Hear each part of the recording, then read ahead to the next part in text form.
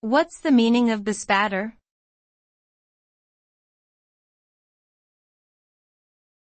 Bespatter.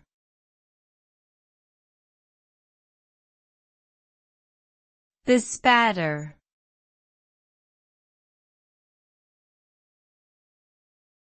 Bespatter.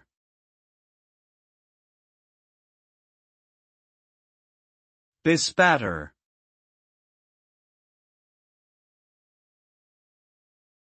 The word bespatter is a verb that means to splash or spatter with a liquid, typically mud or dirt, causing it to stain or soil.